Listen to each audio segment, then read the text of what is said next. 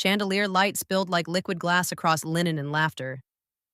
The band was halfway through Moon River when my father's voice cut straight through the melody. She's just a gate guard. Who would invite her? Laughter followed. Nervous, obedient, contagious. Even the silverware seemed to pause mid-chime. I was sitting near the back between the bar and the dessert table. From that distance, I could see everything. The stage lights glinting off sequins, the way people pretended to sip champagne so they wouldn't have to react. The smell of roses and spilled Prosecco hung thick in the air. My father was standing now, drink in hand, the tie I'd given him for Christmas slightly crooked. He had that farmer's grin, the one that always meant, I'm not cruel, I'm just joking. But the joke was already drawing blood. Who would invite her? He repeated, gesturing toward me. She guards gates. The room tittered again. Laughter as cowardice, laughter as camouflage. For a moment, the air was thin. I could hear the faint hum of the AC above the chandeliers and my own pulse behind my ears. Training took over before humiliation could. Breathe through your nose, shoulders back. Count exits. 1, 2, 3. At the head table, the groom's father, Major General Mark Ellison, set down his glass. His posture shifted by degrees, the way only soldiers move when they decide something irreversible. The light hit his brass buttons and threw a glint across the ceiling like a signal flare. He stood. The chatter died mid-sentence. Even the band faltered, the saxophone's last note hanging like smoke. He buttoned his jacket, spine a straight line drawn through the chaos, and looked at me. With respect, ma'am, he said, voice carrying the weight of parade grounds and casualty lists. You outrank every one of us here. The word ma'am cracked through the air like a flag in wind. For half a second, nobody breathed. The chandeliers flickered. Once, twice, like they too needed to recalibrate what had just happened. The Major General held the salute until the room understood. Then he lowered his arm with precision and turned to my father. You built fences, he said quietly. You know a straight line when you see one. That's a straight line. My father's mouth opened, but no sound came out. The laughter was gone. Only the sound of wine glasses settling back onto tablecloths remained. Someone coughed. Someone else whispered, Captain, as if the word might break the spell. I sat still. I didn't return the salute. I didn't need to. He wasn't saluting me as a person. He was saluting the part of me that had been disciplined enough not to answer cruelty with noise. That moment was over before I could feel proud of it. But its echo stayed. A clean, bright silence, sharper than applause. Flashback wound begins. When I was 8, my father used to say that people who worked behind desks didn't really work. He said it with a kind of friendly contempt, as if laziness lived wherever hands stayed clean. He was a man who believed in things you could hammer, lift, or burn. My sister built cheer routines. I built order. He loved hers more. At dinner, he'd ask about her competitions. When he turned to me, his voice softened the way it does when a man starts talking about a stranger.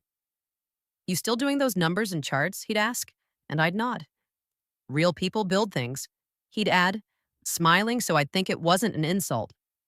When I enlisted, he said, you'll come home before the paint dries. When I graduated from OCS, he said, they must have needed secretaries. He never came to a ceremony, not one. But he always remembered to send clippings about my sister's county fair ribbons. The only person who looked at me without translating me through his disappointment was my mother. She'd sit beside me on the porch in the late afternoons when the cicadas made the air vibrate and say, you keep order like other people keep faith. That's its own kind of bravery. I didn't understand her then. I thought she meant discipline. Now I think she meant grace.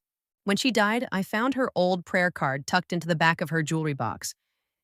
Inside it, folded small as a secret, was a silver coin, the kind Marines keep from their first command post. I didn't remember giving it to her. Maybe she took it without telling me. Maybe she wanted a piece of me she could carry in church. I carry that coin still. Tonight it was in my pocket, pressed flat against my thigh, cool, reassuring, heavy enough to remind me that worth is measured in what holds under pressure. Back in the present, the Major General returned to his seat. The room slowly began to breathe again. My father looked at the floor, the redness creeping up his neck. For once, he didn't try to fix it with another joke. The bride whispered something to the groom. The band picked up the melody, softer this time, like even music understood the need for caution. I stared down at the folded napkin in front of me, the linen rough beneath my fingertips. Somewhere nearby, someone poured more champagne, the bubbles hissing like static fading out. The noise had returned, but something inside the room had changed direction. They no longer looked at me the way they had before. From the far end of the hall, I saw my father glance at the doors leading outside, the look of a man suddenly unsure which way home was. The rehearsal hall smelled like old varnish and vanilla candles trying to disguise mildew. Wooden folding chairs scraped against the floor as people shuffled into position, laughing too loudly, rehearsing politeness like choreography. My father stood near the punch bowl, sleeves rolled to his elbows, face red from sun and beer. He was in his element, supervising without authority. When I walked in, he looked me up and down as if the years had been nothing more than rumor. "Well, if it isn't our hero," he said. He said hero the way some people say trouble. I smiled. "Evening, Dad." "You'll wear the uniform, right?" he said, loud enough for the bridesmaids to hear. "Makes for a good story." I felt the room tighten. My fingers brushed the coin in my pocket. Cool metal, edge smooth from habit. "No, Dad," I said. "I'm a guest, not a spectacle." He laughed, the sound brittle, bouncing off the hall's low ceiling. "Right. Better not embarrass the family." The line hit like static, small, invisible, but everywhere. Someone laughed. Someone else looked at the floor. My sister, ever the diplomat, swooped in, adjusting her hair like nothing had happened. "Dad's just kidding," she whispered. He wasn't. He never was. That night, back at the small hotel the wedding had rented out for family, I stood by the window watching headlights smear across wet pavement. The air conditioner hummed like far-off artillery. I kept replaying his words, "Better not embarrass the family," as if my life had been an extended exercise in apology for existing. I could still hear my mother's voice, soft, patient. Keeping order is its own kind of bravery. I wondered if she'd said that for me, or to warn herself what kind of man she'd married. The bedside lamp flickered. I turned it off and sat in the dark, the coin warm now in my palm. Its weight felt alive, like a pulse transferred. The morning of the wedding, the sky was too bright, one of those Midwestern Saturdays where light feels like a dare. The church bells were practicing. Their clang ricocheted down the empty streets, scattering birds from the power lines. Inside the small room where the bridesmaids prepared, hairspray hung in the air like perfume laced with static. My sister looked radiant, all satin and certainty. She hugged me quickly. "You sure you don't want to wear the uniform?" she asked. I shook my head. "I didn't earn these stripes to match centerpieces." She laughed, but there was unease behind it. "Dad means well." "Maybe," I said, "but meaning well isn't the same as doing well." Later, during the photos, he drifted between groups like a man auditioning for importance. He corrected people's postures, barked jokes about city folks not knowing how to hold a drink. He was performing himself for the crowd, pride as theater. When it came time for the family picture, he stood beside me, hand heavy on my shoulder. "Smile," he said through his teeth. "You're making everyone nervous." "I'm standing," I replied. "That's all." "Standing straight," he muttered. "Where'd you learn that anyway?" I almost answered. "From you, when you taught me fences should be level." But I didn't. I kept still. I'd learned long ago that silence was sometimes the only weapon that didn't backfire. The photographer snapped. The flash exploded. For a moment, everything went white, the same color as the noise in my head. That evening, at the reception, the champagne began to unbutton people's restraint. The laughter turned rounder, the jokes freer, the music louder. My father was holding court again, retelling the same farm stories he'd told since I was 5. I caught pieces of his voice between songs, about the year the tractor caught fire, about the good old days before the Marines took my quiet girl and turned her into a statue.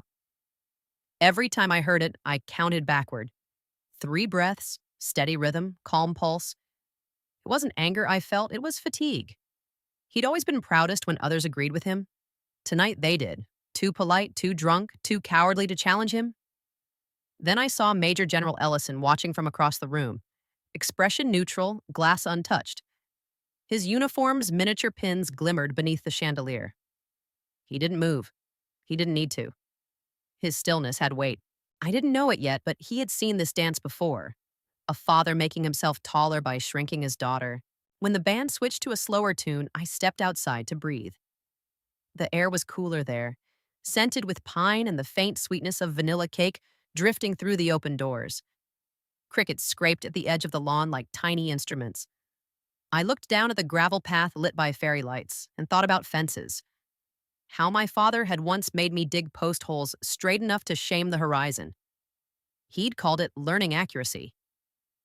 Now I wondered if he'd ever realized what he'd actually taught me: discipline under observation. Behind me, the laughter swelled again. Glass clinked. The song changed to something faster, careless. I rubbed the coin between my thumb and forefinger until it warmed again. The metal edge bit lightly against my skin, a reminder of lines that held, even under pressure. Back inside, the toasts began. People stood one by one. The best man, the maid of honor, a cousin with too much confidence. Every story ended with applause and a sip of champagne. Then my father rose. That familiar hush, the kind that precedes regret, fell over the room. He tapped his glass with a fork. Ting. The sound was clean, sharp, commanding. "Before we eat," he said, "I just want to thank everyone for coming, and to point out we've got someone special here tonight."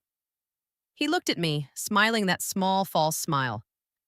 "My daughter Nora. She's, what did they call it? A gate guard for the Marines." Laughter, at first polite, then genuine. The kind that lands in waves. I didn't move. The air was heavy with perfume and tension. He continued, emboldened. "You see, she makes sure the important people get through the right doors." He paused, waiting for another ripple of amusement. It came. And in that instant, I understood. This was the moment he'd built toward his entire life. A stage disguised as a family event. I didn't answer, didn't look at him. I just sat straight, eyes steady, breathing through the noise. Across the hall, Ellison's glass stopped halfway to his lips. His jaw tightened. He recognized that kind of mockery, the kind that dresses itself in pride and calls it humor. He began to stand. The laughter stopped mid-echo when the first button of the Major General's jacket clicked shut. The button snapped shut like punctuation. That single sound, click, cut through the room sharper than glass breaking. The laughter collapsed mid-breath. My father froze, fork still in his hand. I didn't turn my head. I didn't need to. The air itself had shifted. Something heavier than embarrassment was entering the room. Authority, measured and cold. Major General Ellison stood at the head table, shoulders squared, metals catching the chandelier light like small suns. His silence filled every empty space my father's voice had left behind. I kept my posture, spine straight, palms resting lightly on my knees, fingertips grazing the fabric of my dress. The fabric was coarse linen. It reminded me of barracks bedding. It helped. It grounded me. The band stopped playing altogether. The microphones hummed faintly in the stillness. I could hear champagne bubbles dying in glasses and the faint shuffle of someone's shoes retreating under a table. Ellison's eyes swept the hall, steady, not searching, just seeing.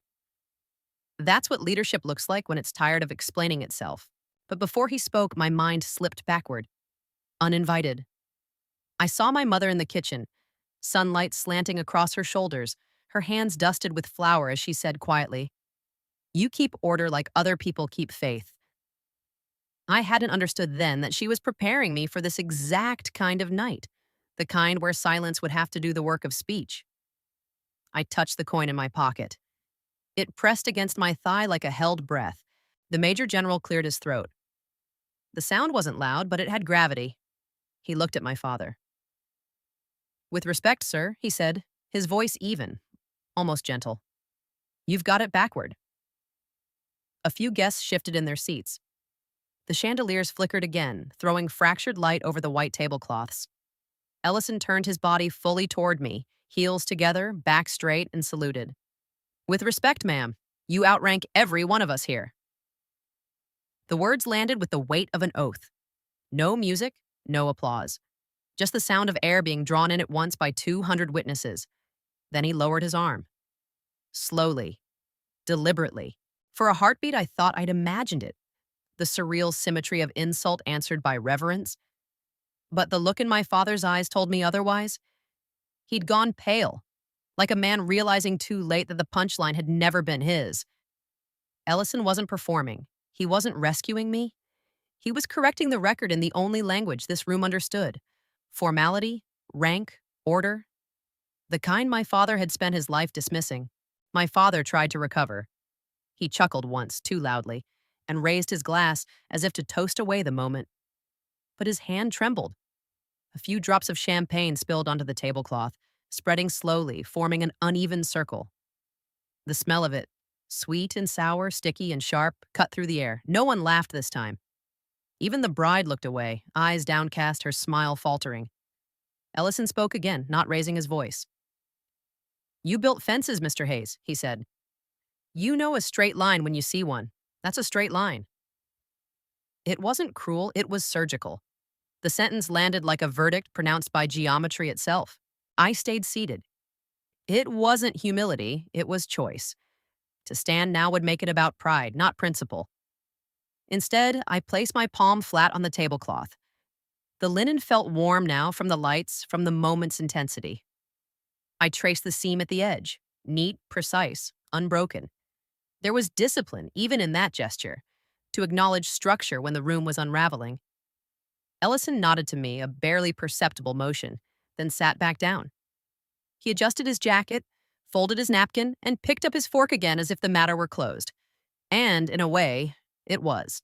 The rest of the evening unfolded like an echo trying to find itself. People spoke more softly.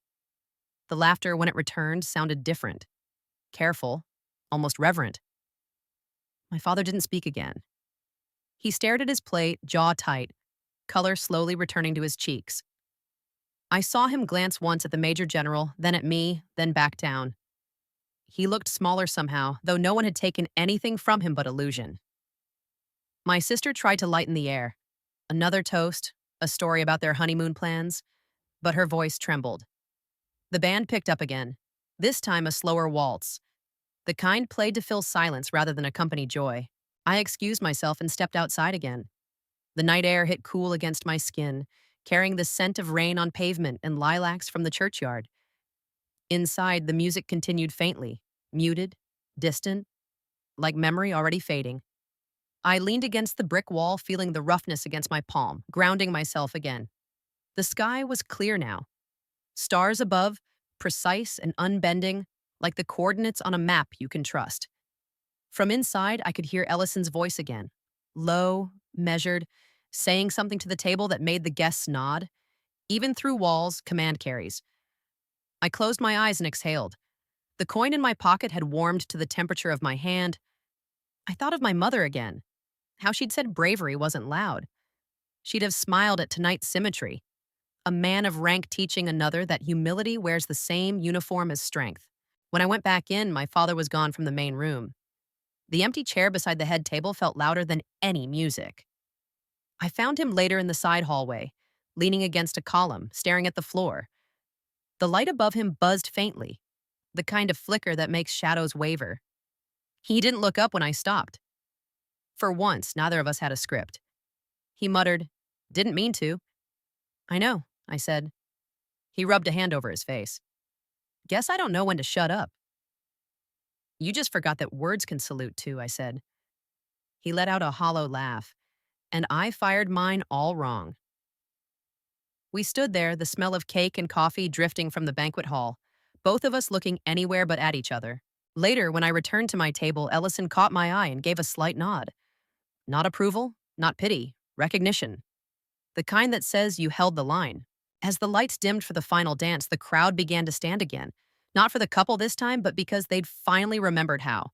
The music started again, but the rhythm felt wrong. Too loud for the new silence. Guests murmured, forks clinked, conversation stumbled like a runner who'd tripped mid-stride. The moment had changed the temperature of the room. Even laughter now carried an undertone of apology.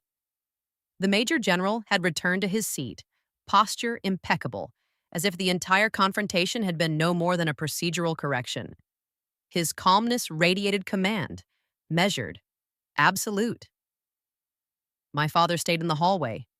I didn't follow him again. Some reckonings need witnesses, others only require distance. I sat quietly through the last of the speeches. Every movement felt exaggerated. The napkin folding between my fingers, the glint of crystal reflecting candlelight, the low hum of the air conditioner overhead. I kept my breathing even, the same way I used to during briefings when tempers flared higher than reason. People came by with small talk. "So proud of you." That was something, huh? They meant well, but sympathy always feels like a translation. Well-intentioned, but missing half the words.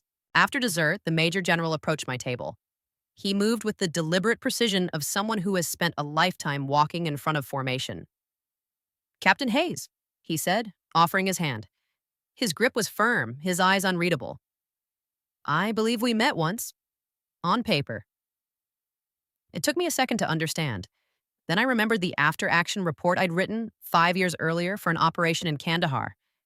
My signature had crossed his desk. "You read my logistics summary," I said. He nodded once. "A perfect report. Every casualty listed, every crate accounted for. I kept that one." His tone softened. Tonight reminded me why. I didn't know what to say, so I said nothing. The discipline of silence still served me well. He released my hand. "You did the right thing by saying nothing. Some truths stand straighter without words." Then he turned, leaving me with the echo of boots on tile. Slow, even, certain. The bride and groom danced their first dance. The lights dimmed to amber. The song was soft and slow, and the crowd swayed as if pretending the night hadn't fractured something essential. I stayed in my chair, watching candlelight reflect off the champagne glass in front of me. Tiny bubbles caught the glow like trapped stars. They rose, burst, disappeared. That, I thought, was pride. Beautiful for a moment, gone the instant it touched air. When the band finally packed up, I slipped outside again. The air was cooler, the scent of rain coming in from the fields. I leaned against the railing of the porch, looking out over the parking lot where taillights blinked red across puddles. Behind me, voices carried, laughter, apologies, small talk reassembling itself. I could hear the faint scrape of chairs being stacked, the clatter of silverware dropped into plastic bins, the world resuming order. Then came another sound. Footsteps, heavier, slower, familiar. My father. He stopped beside me close enough that I could smell the faint trace of bourbon on his breath. Neither of us looked at the other. For a while, we just stood there, listening to the rain starting to fall. Soft, uneven taps against the porch roof. He finally said, "Guess I owe you an apology." "You don't owe me," I said. "You owe the room." He let out a small, weary laugh. "Room already got it. I'm just late to my own lesson." He turned slightly toward me. His eyes were bloodshot but clear. "I said gate guard like it was a joke," he murmured. "I forgot gates are where promises start." I felt something shift. Not forgiveness, not yet, but understanding. He wasn't trying to defend himself anymore. He was trying to see straight again. "Every post matters," I said quietly. "Even the one we're standing on." He nodded, the movement small but precise. Then, almost unconsciously, he raised his hand halfway to his forehead and stopped. A broken salute, unfinished but honest. I returned it in kind, equally incomplete. I stayed where I was, watching him disappear through the doorway. On the wall inside, I could just see my mother's photo above the kitchen sink. Her smile small, patient, caught forever in late afternoon light. Her voice echoed somewhere between the thunder and the quiet. "You keep order like other people keep faith." I used to think she was speaking to me. Tonight, I realized she'd been trying to teach him. When he went back inside, I stayed under the porch a little longer. The rain smelled of earth and new grass. The air felt lighter. I took the coin from my pocket and turned it between my fingers. The engraved edge caught the faint porch light and threw a thin, steady gleam across my palm, a line straight enough to trust. Somewhere behind me, the Major General's voice carried through the open doors. He was giving one last short toast before leaving. You don't need her resume, he said. Just know that a gate is where a community keeps its promise. I closed my hand around the coin. The metal was warm now, the way light feels when it stops trying to prove itself. Later that night, back at the hotel, I placed the coin on the bedside table beside my phone and the folded napkin I'd kept from the dinner. The linen was still faintly damp where champagne had spilled, a stain that would fade but never vanish entirely. The coin and the napkin, side by side, duty and grace. That was the balance I'd been chasing all along. I took a deep breath. The air smelled faintly of lilac shampoo from the wedding favors. I turned off the lamp. Through the window, the moon hung over the parking lot, a clean, straight arc of light across the puddles. It looked like something rebuilt. In the morning, I'd drive home past my father's field. I didn't know yet that the fence would already be fixed. The morning came pale and washed clean. Rain had rinsed the roads to a mirror sheen, and fog hung low over the fields. I drove slowly, the hum of the tires steady, almost meditative. The radio murmured a Sunday talk show I didn't listen to. My uniform hung in the back seat, creased, precise, untouched since that night. The marine coin rested in the cup holder, glinting whenever sunlight slipped through the clouds. When I reached the town's edge, the air changed. Lighter, tinged with the smell of tilled soil and lilac from the hedgerows. My father's field stretched out ahead, the same patchwork of brown and green I'd known all my life. And then I saw it. The fence. Straight, tight, repaired. Every post aligned. No gaps. The wire clean. Taut as a held breath. It stopped me harder than a red light. He'd fixed it himself. For a long moment, I sat there with the engine idling, listening to the quiet hum under the hood and the slow tick of rain still drying on the windshield. It wasn't pride I felt, or forgiveness. It was recognition. The kind that doesn't need to be spoken aloud. I parked by the ditch and got out. The ground was soft, the grass wet against my boots. I ran my hand along the top rail. The wood was smooth, freshly sanded. A carpenter's apology. A sound behind me. Gravel shifting. My father stepped out of the barn, a rag slung over his shoulder. He looked older in daylight, like the night had borrowed some of his color. He didn't wave. Neither did I, but that wasn't needed. He walked toward the fence, slower than I remembered, his gait cautious. Didn't want the field to look crooked, he said. His voice was calm, stripped of theater. I nodded. It's straighter than it used to be. He smiled, just barely. Guess I finally learned to measure right. We stood there in the cold morning air, both facing the same direction for once. He reached into his shirt pocket and pulled out a folded piece of paper. I found this when I was cleaning the kitchen, he said, handing it to me. It was the photo I'd mailed him after the wedding. The fence at night, headlights cutting a perfect line across the rails. He'd framed it with masking tape along the edges, his own kind of precision. You called it straight line, right? He said. I liked that. I looked at him. You knew what it meant? Sure, he said softly. Means a man can still fix what he built wrong. We didn't hug, we didn't need to. The silence between us had shifted shape. It wasn't distance anymore, it was balance. As he turned back toward the barn, I caught a glimpse of my mother's wind chime hanging by the door. Thin brass rods that rang only when the wind was right. Today they were singing. That evening, back at my place, I laid the marine coin beside the photo frame on my desk.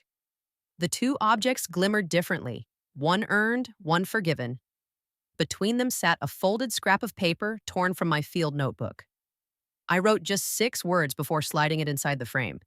Keeping order is its own kind. It wasn't a correction, it was completion. A few weeks later, an envelope arrived. Inside was a single photo. My father standing beside the fixed fence, the morning sun behind him. On the back in pencil, his handwriting, rough, uncertain, read, "Some lines stay straight if you hold them together." No signature, just that. I pinned it above my desk next to my mother's picture. Her smile seemed to tilt differently now, less patient, more proud. Memorial Day came not long after. I drove back into town for the ceremony at the square. Flags lined the sidewalks, snapping crisply in the wind. The brass band tuned in soft bursts of sound, metal on metal, like the world warming up for reverence. The mayor spoke, the choir sang, the rifles fired their salute. And when the final note of taps drifted away, I saw him, my father, standing near the back, hand over his heart. He didn't look for me. He didn't need to. We were aligned again, quietly, invisibly, like fence posts under one line of wire. Later that afternoon, I walked the edge of the field once more. The air smelled of cut grass and oil from his tractor. Wind rippled through the high grass, bending it all one way like a slow salute. I reached the far corner and stopped. The posts ended where the ground dipped toward the creek. There, fixed to the final rail, was a small brass plate. For Mom, it read. Below that, straight line, Spring 2025. The letters were etched shallow but clean. I traced my fingers over them, the metal still warm from sunlight. It hummed faintly under my touch like it remembered being something softer before it was made to hold. I stayed until the sky shifted from blue to brass, the same hue as the plate. The wind chime from the barn carried faintly across the field. Metallic, uneven, familiar. I could almost hear her voice in it again. You keep order like other people keep faith. I smiled. I'm trying, Mom. The line of the fence ran all the way to the horizon, straight and sure. Honor isn't loud. It's the quiet correction that teaches a room to stand straight. Some metals shine, others hold steady in the dark.